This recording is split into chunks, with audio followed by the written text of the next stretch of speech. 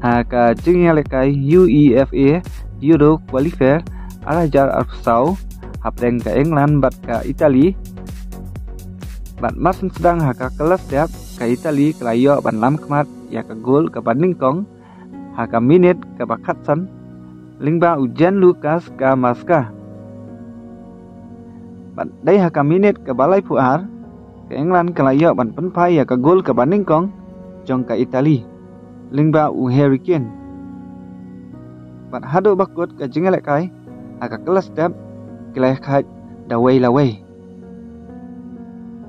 Bat kelamit ka England kelala ban lam kemat ya ka gol ka baar jong ka daya ka minit ka basan punyau lingba Marcus Rashford.